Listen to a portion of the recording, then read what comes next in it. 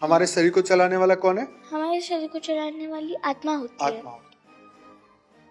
है। जैसे अब मोदी जी ने राम मंदिर बनवाया, तो उनको ज्यादा टाइम मिलेगा स्वर्ग में रहने के लिए। ये सही बात है, सही बात है। तो मतलब ऊपर हम नहीं जा सकते एक शरीर के साथ। हाँ, बराबर। नो एंट्री शरीर के साथ। No entry.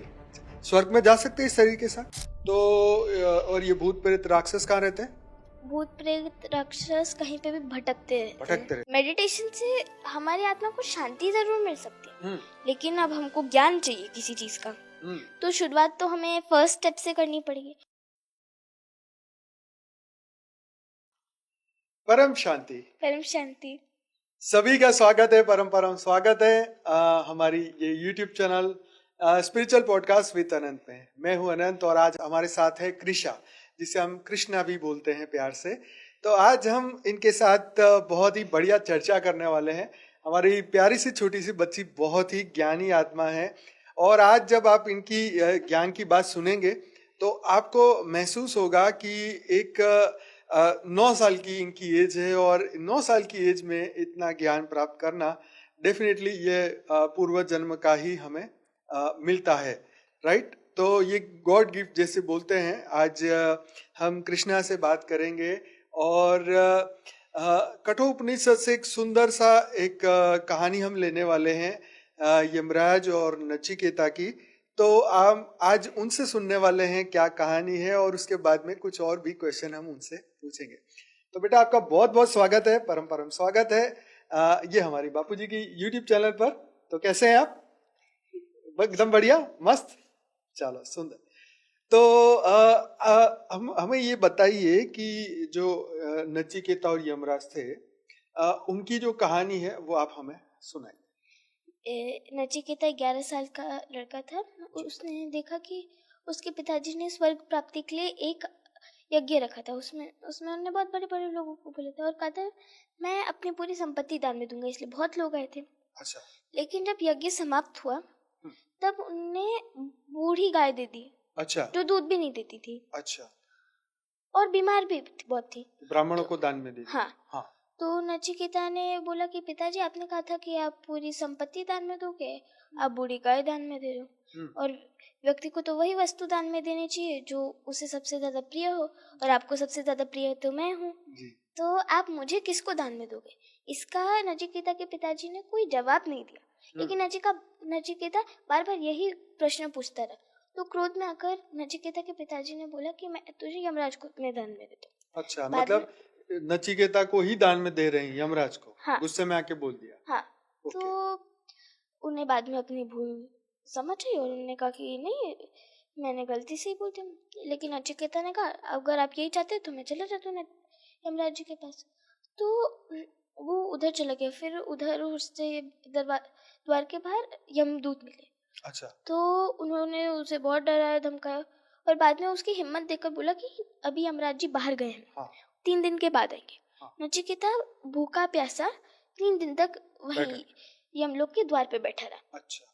तो तीसरे दिन जब यमराज जी वापस आए तो उन्होंने यमदूतों से सारी खबर ली, और फिर उन्होंने नचिकेता को बुलाया और कहा कि ये मृत्यु के बाद का लोक है, इधर मृत्यु के बाद ही रह सकते हैं, तो अभी तो तू यहाँ नहीं रह सकता, लेकिन तेरे पेशेंस से मैं बहुत खुश हुआ, तो मैं तेरे को 3 वरदान देता हूँ, मांग ले जो मांगने।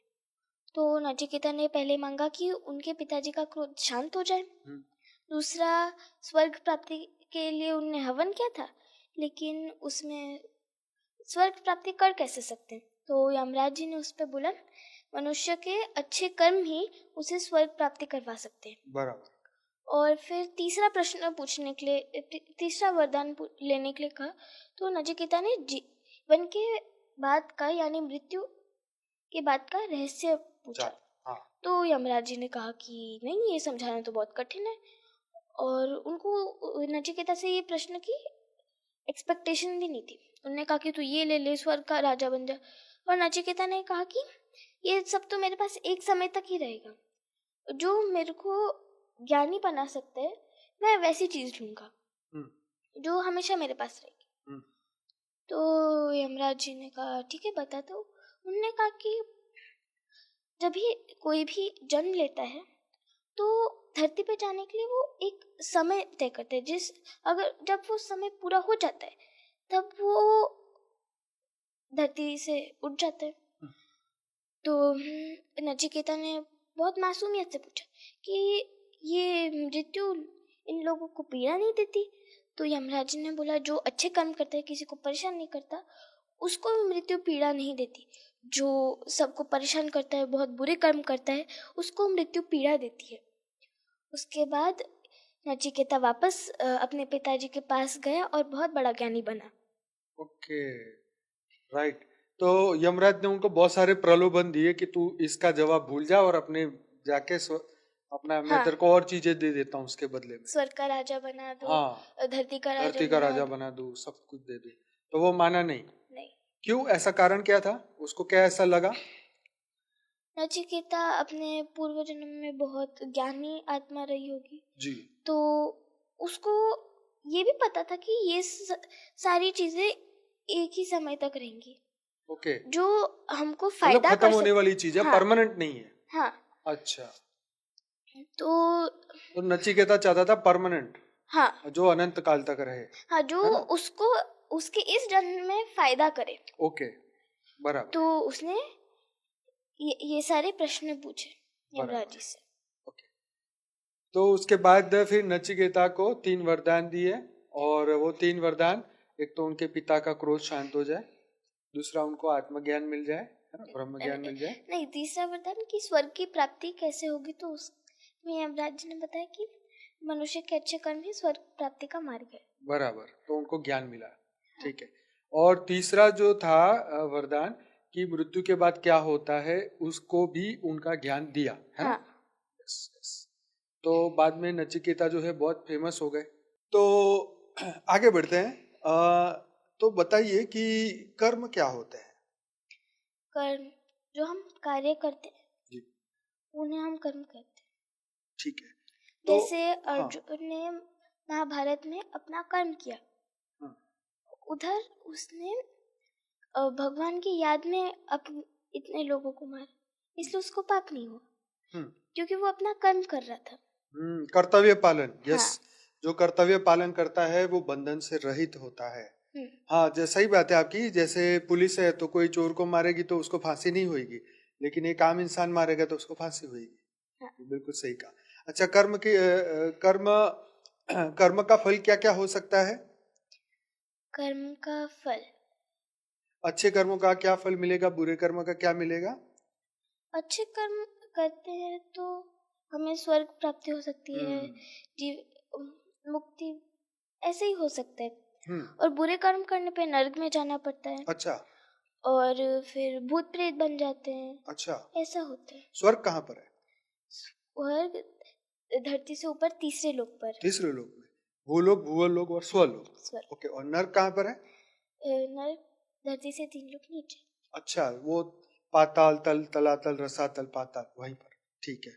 तो अगर आपको जैसे किसी को ये ज्ञान प्राप्त करना हो तो वो आपको प्रश्न पूछेगा कि आत्मा क्या होती है, तो आप क्या जवाब देंगे?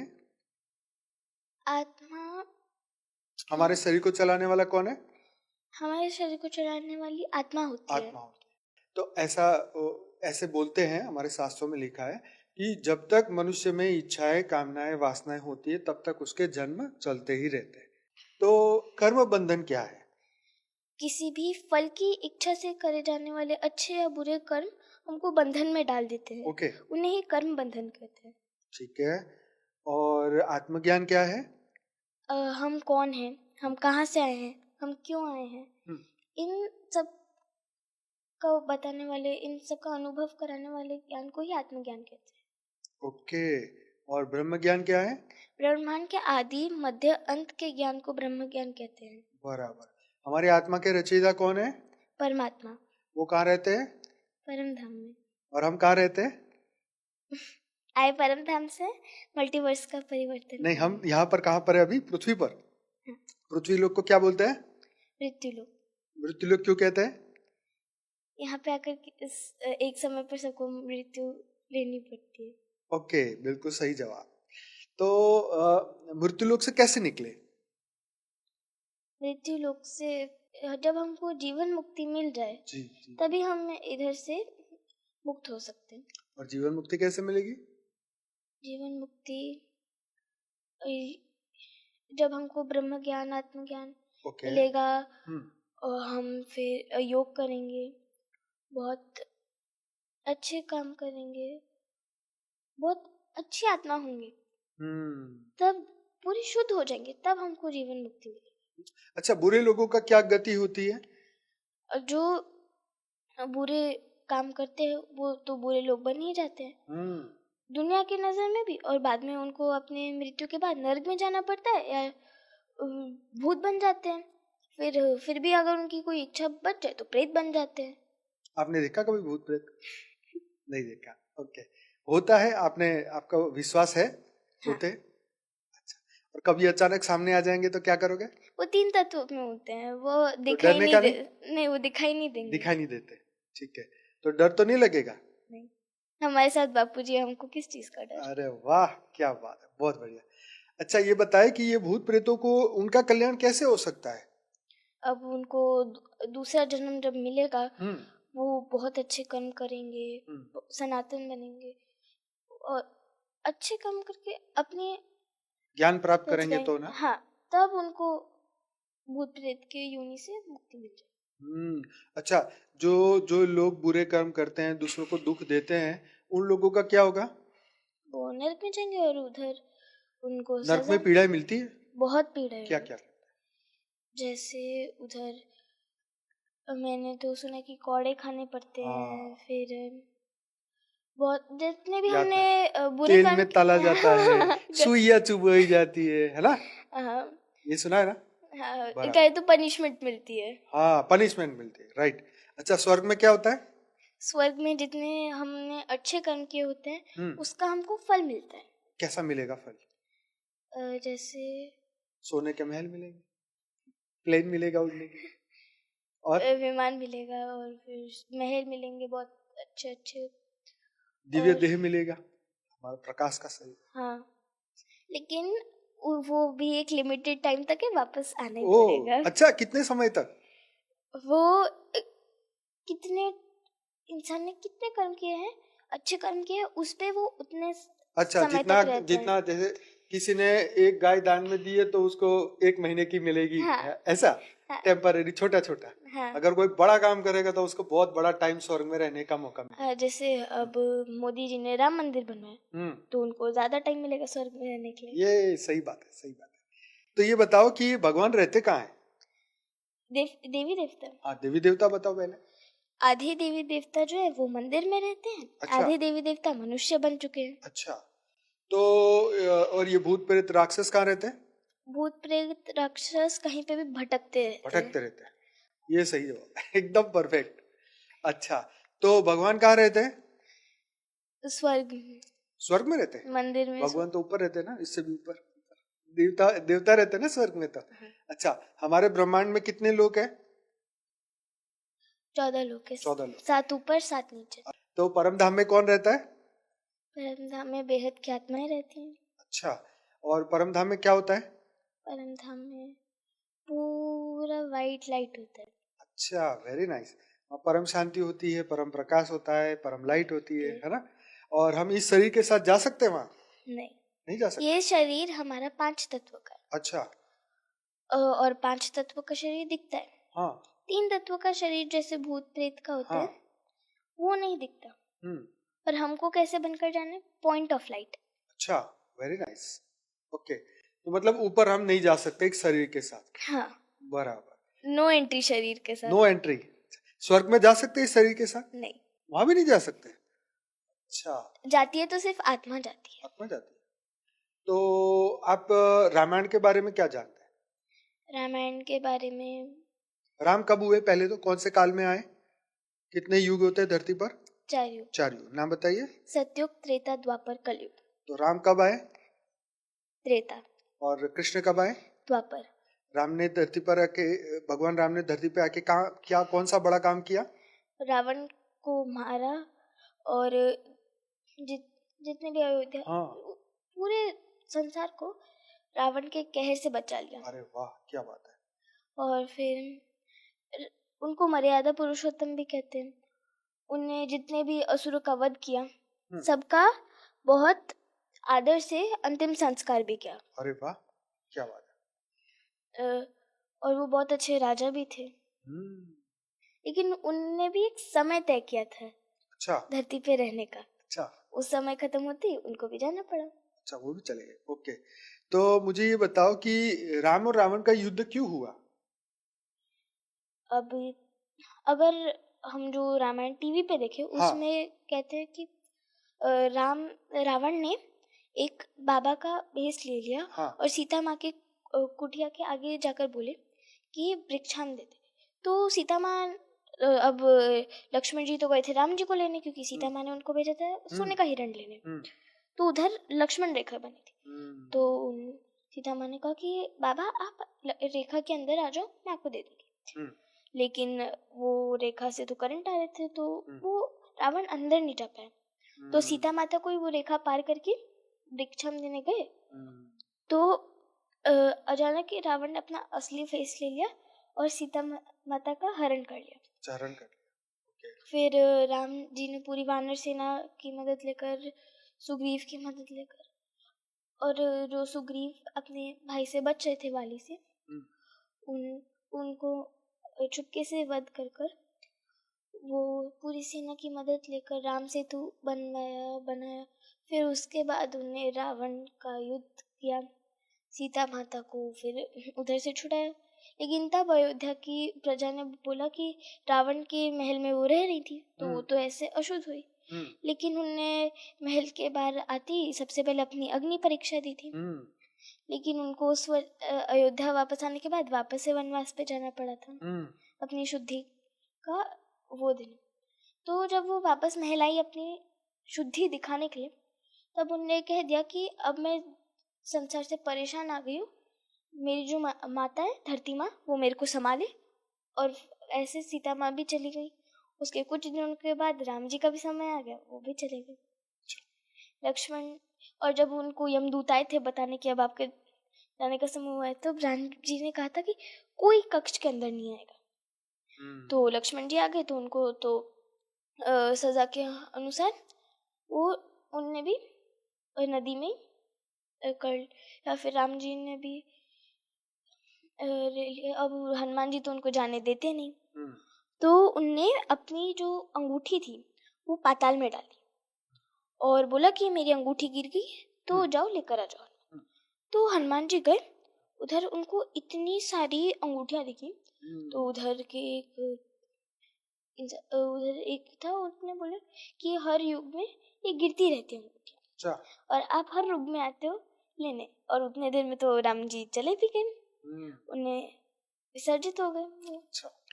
तो उसके बाद तो हनुमान जी को तो उन्हें अमर रहने का वरदान दिया था। फिर करते करते त्रेता युग खत्म हो गया। ओह, वेरी नाइस। अच्छा, ये थी बात। अच्छा, फिर महाभारत में क्या हुआ? महाभारत में जो भाई थे कौरव और पांडव, उनके बीच में लड़ाई हो गई थी कि उनके पिताजी के जाने के बाद कौन शासन करेगा। क्योंकि अब भाई तो थे 1,5 ऐसे, 5 पांडव 100 कौरव। तो उस बीच में उनका जो महाभारत की सबसे बड़ी वजह थी, वो लोग एक खेल खेलते थे जिसमें वो लोग तो शर्त लगाते थे कि अगर इस बार तू जीता तो मैं ये दे दूंगा वो दे दूंगा। तो उसमें पांडवों के पास कुछ बचा ही नहीं था देने के लिए। मतलब जुआ खेल रहे थे। हाँ, जुआ में हार गए। हाँ, तो अब उन्होंने तो अपने आप को भी दान दे दिया था। अब जो बचा था वो सिर्फ दाव पे लगा दिया। द्रौपदी थी। अब उसका भी चीरहरण हो गया, तो महाभारत का युद्ध भी चालू हो गया और कृष्ण जी को मना किया था अंदर आने से। फिर महाभारत के युद्ध में बहुत जो 100 कौरव थे वो सब मारे गए। तो जो उनकी माँ थी उनने बोला कि जैसे आज मेरे कुल का विनाश हुआ है वैसे ही तुम्हारे कुल का विनाश होगा। उन्हें श्राप दे दिया कृष्ण जी को, तो उनको भी अपनी द्वारिका डुबानी पड़ी थी। और जैसे उनने पिछले जन्म में वाली का वध किया था छुप के पेड़ के हम्म, पीछे, हम्म, वैसे ही अगले जन्म में कृष्ण जन्म में वो पेड़ के नीचे लेटे थे, तो एक शिकारी वो हिरण को शिकार कर रहा था और कृष्ण जी के पैर के अंगूठे में आकर वो तीर चला गया, तो उनका भी वो समय था फिक्स समय, वो भी खत्म हो गया। तो ऐसे जो भी आता है उसको जाना ही पड़ता है। हम्म। अच्छा ये बताओ, कृष्ण जी का जन्म कहाँ पे हुआ था? मथुरा में। मथुरा में हुआ था। ओके। और कृष्ण जी ने अर्जुन को क्या सिखाया था?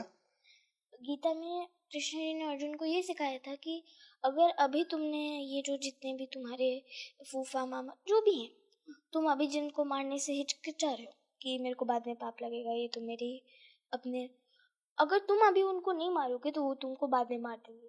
हम्म, तुम परमात्मा को याद कर कर कर्म करो, कुछ नहीं होगा, तुम अपना कार्य कर रहे हो, वो तुम सच के साथ हो और वो लोग झूठ के साथ हैं।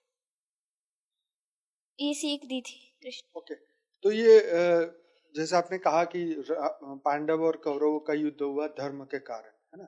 वो धर्म में चल रहे थे, वो धर्म पे चल रहे थे।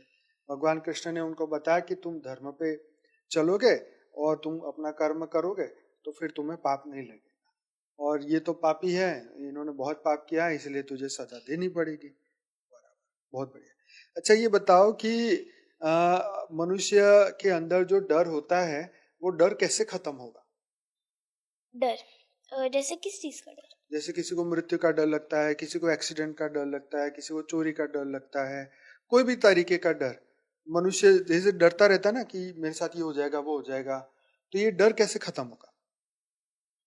अब डर जैसे आपने कहा चोरी का डर, हम्म, अब चोरी करेंगे तो सजा तो मिलेगी, हम्म, चोरी करेंगे तो फांसी मिलेगी। बराबर। अब चोरी और मृत्यु का डर तो हुआ। हम्म, अगर हम गलत काम करेंगे ही नहीं तो हमें किसी चीज की डर ही नहीं होनी चाहिए। Very nice. अगर हम कुछ गलत काम करेंगे जिससे हमको हम्म, पुलिस के द्वारा बंदूक से या फांसी से किसी भी चीज से ऐसे मरना पड़े जो हमको पीड़ा दे, वैसा काम हमें करना ही नहीं है। अगर हम अच्छे कर्म करेंगे और हमारी जब नेचुरली मृत्यु होगी हम्म। तब हमको कोई डर नहीं रहेगा, कोई पीड़ा नहीं होगी, ऐसा रहता है। अच्छा अगर हम नया जन्म लेना ना चाहें तो फिर हमें क्या करना चाहिए? अगर हमें नया जन्म नहीं लेना तो उसके लिए हमको जीवन मुक्त होना पड़ता है। बराबर। तो उसके लिए आत्मज्ञान, ब्रह्म ज्ञान, फिर अच्छे कर्म और बहुत योग तपस्या सब करके हमको जब जीवन मुक्ति मिलेगी तब हम वापस जन्म ले लेंगे, वरना तो वही साइकिल चलता रहेगा। चलता रहेगा। अच्छा योग कैसे करते हैं? योग अपनी आंखें बंद करके, बापूजी को याद करके, माँ बापूजी को याद करके, अपने ये जो शरीर है उसको एकदम पॉइंट ऑफ लाइट देखकर बहुत हल्का महसूस कर कर योग में लग जाते हैं। योग करने से क्या फायदा होता है? योग करने से जैसे बहुत हम चिड़चिड़े हो जाते हैं, गुस्सा हो जाते हैं, वो कम होगा। योग करने के फायदे बहुत है ना। बराबर। आप अब करते हैं? अच्छा लगता है? पढ़ाई करते हैं स्कूल में? हाँ, नंबर बनाते हैं? सेकंड? कौन सा नंबर? फर्स्ट कौन सी क्लास में पढ़ते हो? फोर्थ। फोर्थ में। Very nice. गुजराती में फर्स्ट, बाकी सब्जेक्ट में सेकंड। तो आपकी फ्रेंड्स जो भी है स्कूल में, अगर वो शरारत करते हैं या कुछ ऐसा करते हैं तो आप उनको शिक्षा देते हो, ऐसे समझाते हो? जैसे वो मान जाए। जैसे वो मान जाए। मानते? नहीं मानते? नहीं मानते। अच्छा, तो हम नॉर्मल बच्चों की क्या सुनेंगे? बराबर। नहीं तेरी खास फ्रेंड होगी ना, उसको तो कहती होगी। नहीं, नहीं? हमारा सेक्शन ही अलग है। अच्छा, चलो गुड। तो आगे से ऐसे तेरी जो भी फ्रेंड बने उनको ये सब सिखाना। मैं किसी को भी सिखाने जो बोलते हाँ। नहीं मेरे को सोना है, सिर दर्द हो रहा है, उनके पास सारे बहाने होते हैं। अच्छा बहाने होते हैं। हाँ। हाँ इसका मतलब उनके मम्मी पापा सुनाते नहीं होंगे ना उनको ये सब बातें, और अभी इसलिए तो सिर दर्द होता है उनको। हाँ। अब और अभी के लोगों को शांति चाहिए तो वो मेडिटेशन ज्यादा करते हैं। अभी धर्म के मार्ग पे ज्यादा कोई नहीं चलता। नहीं चलता है? हाँ। फिर क्या करते हो आप? तो क्या ही बुरा कर, लगता है? हाँ बुरा लगता है। हमारा क्या मन करता सनातन है? धर्म है डंडा लेके मारो। अब कर तो कुछ नहीं सकती, हाँ, ये बात सही है। लेकिन मेडिटेशन से हमारी आत्मा को शांति जरूर मिल सकती है, हम्म लेकिन अब हमको ज्ञान चाहिए किसी चीज का, हम्म तो शुरुआत तो हमें फर्स्ट स्टेप से करनी पड़ेगी। बिल्कुल। अब हमको एक सीढ़ी चढ़नी है, तो हम ऐसा नहीं है ना कि उड़ के सीधा चले जाएंगे, राइट। एक एक कदम करके करना पड़ेगा। जैसे बापूजी ने भी सबसे पहले भक्ति से चालू किया, फिर बीके पीबीके, फिर परम शांति में। बराबर, वेरी नाइस। तो आपने शुरुआत कैसे करी? शुरुआत भक्ति से। अच्छा, किसकी भक्ति करते थे आप? सारे देवी देव सबकी। हाँ, फिर ज्ञान कैसे सुनने लगे? मम्मी, जब मैं 3 साल की थी तब मम्मी ज्ञान सुनती थी, लेकिन तब उतना विश्वास नहीं होता था, और मैं भी खुद छोटी थी, कुछ समझ तो आता नहीं था। फिर कब से समझ में आने लगा?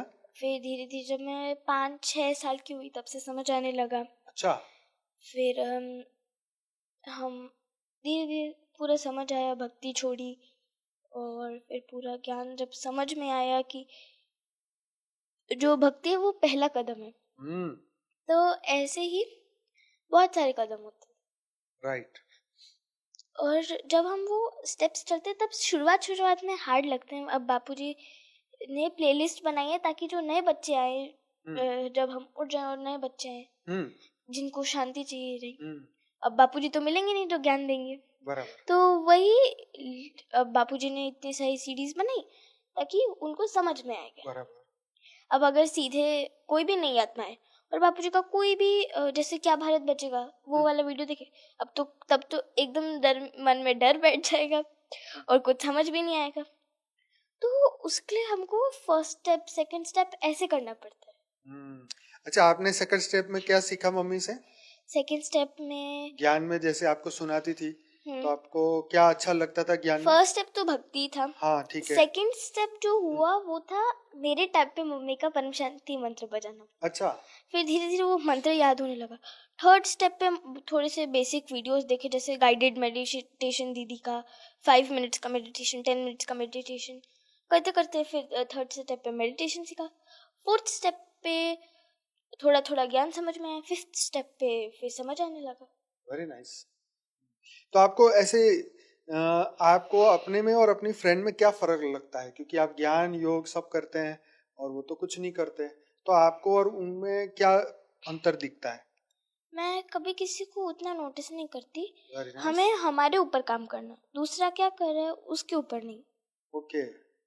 अच्छा, वो तुम पे गुस्सा करके तुम क्या करोगे स्कूल में? कुछ बोला क्या? अच्छा, ऐसे? अरे वाह, इग्नोर कर इग्नोर माय फ्रेंड, क्या बात है, क्या बात है। अच्छा, और टीचर गुस्सा करे फिर? टीचर गुस्सा करे तो सोचता हूँ ठीक है, मेरे भले के लिए था। तो ये तो स्कूलों में तो ऐसा ही होता है। हमारे स्कूलों में तो पकड़ के ये पीटते थे, ये पीटते थे, पूछो ही नहीं बात। आपके स्कूलों में तो कोई डर ही नहीं है, अब तो मजे ही मजे है ना? अच्छा, टीचर कुछ सिखाते हैं स्कूल में ये ज्ञान के बारे में, या ऐसे रामायण महाभारत कहानी कोई ऐसे जैसे मेरा जो स्कूल है, हाँ, वो सनातन स्कूल है। अच्छा, ये बताओ कि इसके सिवाय हम बात करते हैं कि जब आप योग करते हैं तो आपको कैसा अंदर से कैसा अनुभव होता है? लगता है कि हमारी जो बॉडी है, स्टार्टिंग में लगता है कि हम बहुत लाइट हो रहे हैं। नींद आती? स्टार्टिंग में आती है? कभी कभी। अच्छा, नींद सो भी जाती? हाँ। अच्छा, फिर पता चले अगले दिन एग्जाम है और पढ़ाई नहीं की। अच्छा, तो फिर एग्जाम है तो फिर पढ़ना पड़ेगा ना? अच्छा, ये बताओ कि अगर किसी ने ज्ञान सीखना है तो वो क्या सीखे? क्या सबसे पहले सीखे? आत्मा के बारे में, परमात्मा के बारे में, कर्म, थियोरी ऑफ कर्म के बारे में, लाइफ आफ्टर डेथ के बारे में, क्या क्या जानना चाहिए उसे? जो सबसे बेसिक हो सबसे पहले, यानी जो मेडिटेशन कैसे करे वो तो आजकल सब जान ही रहे, तो अभी वो करने की जरूरत नहीं। तो हमें सबसे पहले समझना पड़ेगा कर्म क्या है, क्योंकि उसके हिसाब से हमको स्वर्ग नर्क मुक्ति, जीवन मुक्ति वैसे मिलती है। भूत प्रेत बनेंगे, क्या बनेंगे, है ना? तो वो हमारे कर्म पे डिपेंड करता है। बराबर। फिर कर्म बंधन, हम कोई कर्म बंधन बांध तो नहीं रहे हैं कि कुछ फल की इच्छा में अच्छा बुरा कर्म नहीं कर रहे हैं, तो वो रोकना पड़ता है।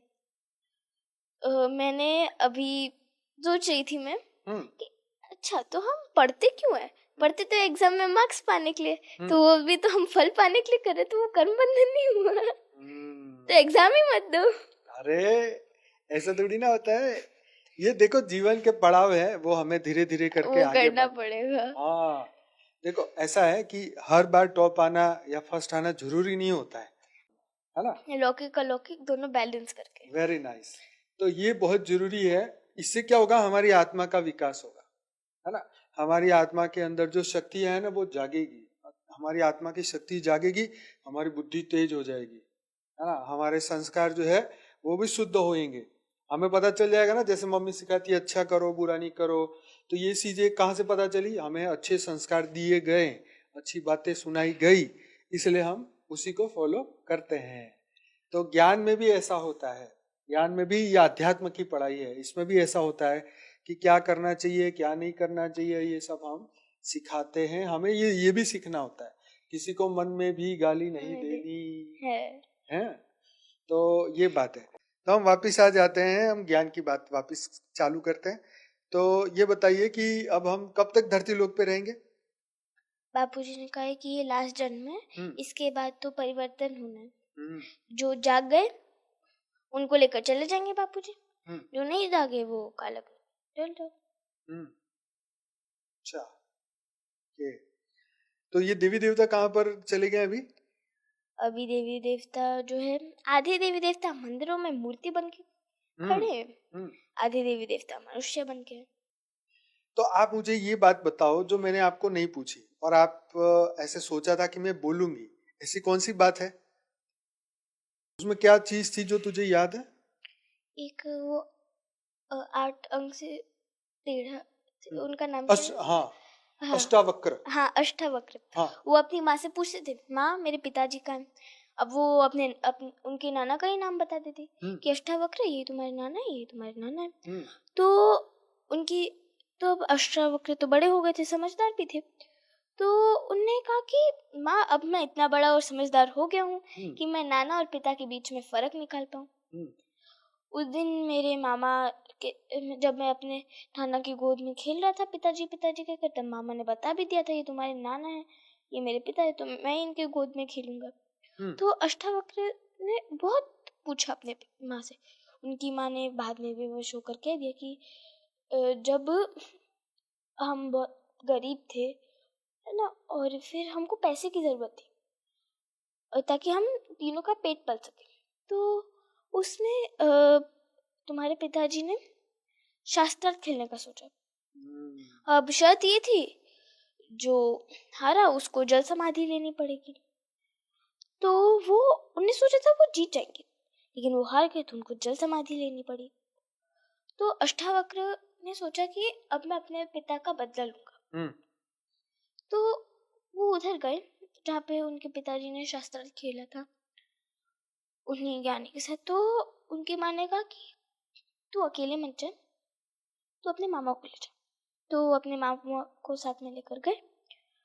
उधर उनको अंदर नहीं घुसने दे रहे थे, कोई भिखारी समझकर। तो लेकिन उन्होंने कहा कि मैं शास्त्र खेलने आया, तो उनको जाने दिया। राजा ने कहा कि आने दो। तो जब उन्होंने शास्त्र खेलना चालू किया तो अष्टावक्र का एक एक प्रश्न सही होते जा रहा था। अब लास्ट में वो जो ज्ञानी थे जिन्हें उनके पिताजी को जल समाधि दिलवाई थी, वो हार गए। अब उन्होंने कहा मैं अपनी हार है वो स्वीकार करता हूँ और जल समाधि ले लेता हूँ। तो अष्टावक्र ने कहा कि मैं यहाँ पे आपको जल समाधि दिलवाने नहीं आया हूँ, मैं यहाँ पे अपने पिता की आत्मा को ये दिखाने आया हूँ कि उनका बेटा जो वो जिससे हारे थे उनसे जीत कर आया है। अच्छा ये जीता, ये बताना चाहता। अच्छा आपने वो वाली एपिसोड देखा था जिसके अंदर वो सुखी होने की कमीज ढूंढ रहे थे कि पूरे गांव में वो राजा के बंदे घूम रहे होते हैं और कहते हैं कि भाई जो भी बंदा खुश मिल जाए उसकी हमें कमीज लेके राजा को देनी है। देखा था वो एपिसोड? मैंने देखा नहीं था, लेकिन ऐसी ही कोई कहानी मेरी नानी ने मेरे को एक बार सुनाई थी। अच्छा। उसमें था कि एक बार एक राजा था, वो ना बहुत दुखी रहने लगा था। ठीक है ना। तो उधर कोई ऐसे ही आया, बोला कि इनको ना कोई जो हमेशा खुश ही रहता है उसकी कमीज दे दो। तो राजा ने कहा अब तो मेरे को चाहिए ही वो कमीज, है ना। तो फिर वैसे ढूंढने लगे, लेकिन ऐसा कोई नहीं मिला कि जो हमेशा सुखी रहे। वो बहुत ढूंढकर लास्ट में जब राजा के पास गए और बोला कि ऐसा तो कोई नहीं है, तब राजा को समझ आया कि अगर जीवन में सुख है तो दुख भी है, दोनों चीजें बैलेंस तो बनाना पड़ेगा। अगर किसी आदमी को बहुत ज्यादा सुख मिल जाए तो वो अहंकार में आ जाता है, और बहुत ज्यादा दुख में आ जाए तो वो स्वयं ही मृत्यु लेना पसंद करता है। तो इसलिए भगवान ने जब भी जीवन बनाया तब उसमें दोनों की इक्वल क्वांटिटी रखी, ताकि ज्यादा खुशी से इंसान अहंकारी ना हो जाए और ज्यादा दुख से उस समय के पहले मृत्यु ना ले। तो वैसे ही हमको कहानी सुनाती थी ना। अच्छा, तो हमारे सुख और दुख का कारण कौन है? हम खुद। कैसे? अब हमारा मूड का रिमोट है, कहें तो मूड रिमोट, उसमें हम सैड हैं, हैप्पी हैं, एंग्री हैं, स्ट्रेस्ड, कुछ भी है। अब उसमें हमने किसी और को तो दिया नहीं हमारा रिमोट। अगर हम खुश रहना चाहते हैं तो रिमोट तो हमारे हाथ में है, खुश क्लिक करो, खुश हो जाओ। जैसे जो ओल्ड एज होम्स होते हैं, उधर जो बहुत ओल्ड लोग होते हैं उनको बेवजह के हंसाते हैं ना, फिर उससे वो खुशी रहने लगते हैं। और फिर अगर हम खुद चाहें, अब ऐसा तो कह नहीं सकते कि किसी दूसरे ने हमको सैड कर दिया। हाँ, जैसे हम कहते हैं ना कि इसका तो स्वभाव ही खराब है, ऐसा बोलते हैं ना। हाँ। तो ऐसा क्यों बोलते हैं? वो जैसा वैसा ही ठीक है, जैसे हमको उसके से कोई मतलब नहीं। हाँ। ऐसा लोग है तो उधर से ऐसा क्यों बन गया? वो अच्छा नहीं बन सकता था? वो अच्छा बन सकता है, फिर क्यों उसने ऐसी चॉइस क्यों ली खराब बनने की? जैसे किसी भी व्यक्ति है, अब जैसे एक फूल है, गुलाब का फूल है, वो कैक्टस के आजू बाजू है, गर्मी में एकदम रेगिस्तान में, तो क्या वो फूल खिला रहेगा? नहीं, वो भी मुरझा जाएगा धूप की वजह से, क्योंकि उसके बाजू में ऐसे है जो एकदम कांटेदार है। अब उसको तो कांटे चुभते रहेंगे उन कैक्टस के। अब वैसे ही इंसान होते हैं, अगर उनके बाजू में बहुत अच्छे लोग हैं, बहुत नॉलेजेबल, एजुकेटेड, बहुत अच्छे लोग हैं, तो उस इंसान का स्वभाव अगर बहुत चिड़चिड़ा, गुस्से और बहुत ऐसे सैड वाला, तो ना वो अचानक से हैप्पीनेस में आ जाता है। और फिर रिमोट भी तो हमारे पास है, हमारे मूड का। अगर किसी इंसान के सराउंडिंग में एकदम ऐसे लोग हैं, तो इन शॉर्ट आपका ये कहना है कि अगर हम अच्छे लोगों के साथ में रहेंगे तो हम अच्छे बन जाएंगे, बुरे लोगों के साथ रहेंगे तो बुरे बनेंगे। ओके। और अब बुरे लोग जबरदस्ती चिपक जाएं तो आके कि नहीं अब तुम हमारे जैसे ही बनोगे, फिर क्या करें? ऐसे अगर ऐसे तो बहुत वो है, चिपकू लोग तो बहुत है। मैं बताऊं क्या करती हूँ? दो रास्ते होते हैं। अगर वो आपसे एकदम अटैच हो रहे हैं तो सबसे पहले तो उनको अपने से दूर करो। अगर वो आप उनसे एकदम अटैच हो गए और अगर वो कहीं पे भी चले गए तो सबसे ज्यादा दुख आपको होगा। अच्छा। उसको तो दुख होगा नहीं। तो एकदम अटैचमेंट में मत रखो। और ऐसे जो बुरे लोग हैं जो आपसे एकदम चिपक रहे हैं, उनको बोलो कि मैं किसको अपना फ्रेंड बनाना चाहता हूँ, वो मेरी मर्जी। बराबर। अगर तो अब वो आपको फोर्स तो कर नहीं सकता कि बनो बनो बनो बनो, इसलिए तो उनसे दूर ही रहना है। ये सही है, ये सही है। बहुत बढ़िया। तो आज का ये एपिसोड आप सभी लोगों को, दिव्य आत्माओं को कैसा लगा जरूर से आप हमें बताइएगा। वीडियो के नीचे कमेंट में जरूर से और भी क्वेश्चन लिखिएगा जो आप पूछना चाहते हैं इससे, और नया एपिसोड बनाएंगे जिसमें और भी क्वेश्चन पूछेंगे और कृष्णा को और भी हम तंग करेंगे। और जो भी सीखा है तंग करना नहीं लगा? मजा आया? अच्छा ठीक है, फिर तो दोबारा से फिर से बुलाएंगे आपको, ठीक है? तो ये तो थी बहुत सारी स्कूल की बातें, घर की बातें, मम्मी की बातें, ज्ञान की बातें, आत्मज्ञान की बातें। तो देखो, जब हम किसी बच्चे से बात करते हैं ज्ञान की, तो साथ में बहुत सारी चीजें भी हमें साइकोलॉजी के हिसाब से हमें समझ भी आती है कि किस तरीके के माहौल में आज स्टूडेंट्स जो बच्चे हैं वो रहते हैं, पढ़ते हैं। तो उनके बीच में रह के ये ज्ञान के बारे में सोचना एक बहुत बड़ी बात है, क्योंकि ज्यादातर लोग जो है घर जाके अपने टीवी में लग गए, माँ बाप उनको समय नहीं देते, ज्ञान की कोई बातें नहीं सुनाते, तो फिर उनको कुछ जीवन में याद नहीं रहता, वो आगे नहीं बढ़ते। और ये जो उम्र है उनके पास में एक अपने अंदर ये ज्ञान को उतारने की है। तो इस उम्र में अगर ये ज्ञान अगर अंदर उतरता है तो फिर वो ज्ञान के प्रति हमेशा के लिए जो है आगे बढ़ते जाएंगे। और अगर इस उम्र में भी ज्ञान नहीं सुनेंगे तो जब वो बड़े होंगे तब फिर उनको इसमें इंटरेस्ट नहीं रहेगा। तो सभी पेरेंट्स से ये रिक्वेस्ट है कि अपने बच्चों को थोड़ा थोड़ा थोड़ा धर्म का ज्ञान दीजिए, सनातन धर्म का ज्ञान दीजिए उनको। रामायण, महाभारत और बहुत सारी हमारी जो वेद उपनिषद में जो स्टोरीज हैं वो उनको समझाइए। हम धरती पर क्यों आए, किस लिए आए, हमारे जीवन का लक्ष्य क्या है, हम अपनी आत्मा का कल्याण कैसे करें, थियरी ऑफ कर्म क्या है, लाइफ आफ्टर डेथ क्या होता है, थोड़ा थोड़ा थोड़ा समझाएंगे तो वो अपनी बुद्धि, ये बुद्धि डेवलपिंग का ये एज है, ये समझ जैसे ही हो जाएगी, जैसे ही समझ खुल जाएगी तो धीरे धीरे धीरे उनका अंदर का जो प्रकाश है, आत्मा का प्रकाश, वो खुलेगा और उनको बहुत सारा पूर्व जन्म का भी जो ज्ञान आत्मा में है वो जागृत हो जाएगा और वो इसी जन्म के अंदर बहुत जल्दी प्रगति करेंगे। तो इसीलिए आप जैसे मदालसा की स्टोरी सुनी हो, तो उन्होंने गर्भ में ही अपने बच्चों को जो है ब्रह्म ज्ञान दिया, ये हमने स्टोरी में सुना। तो जैसे ही बच्चे बड़े हुए तो उसी ज्ञान को पकड़ के आगे गए और सबका मोक्ष हुआ। तो इसीलिए ये ज्ञान बहुत इम्पोर्टेंट है। आध्यात्म का ज्ञान जितना इम्पोर्टेंट हमारी स्थूल पढ़ाई है, इतना ही आध्यात्म की पढ़ाई भी है। तो आप सभी से रिक्वेस्ट है, जरूर से आपके आसपास के जितने भी बच्चे हैं जिनको आप प्रेम करते हैं उनको अच्छी अच्छी बातें, अच्छी स्टोरियाँ जरूर सुनाइए, ताकि उनका भी कल्याण हो और वो भी अपने जीवन में सक्सेस प्राप्त करें। तो आपका बहुत बहुत धन्यवाद, दिल से धन्यवाद। बेहद की परम महाशांति है।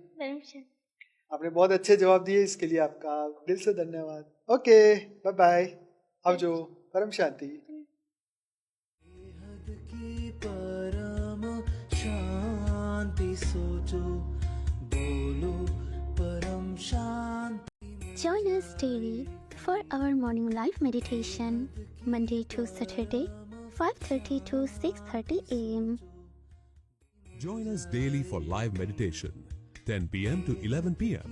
on YouTube Live. Subscribe now. Website www.paramshanti.org. Email us anand@paramshanti.org. Like, share, subscribe. Join today. बेहद की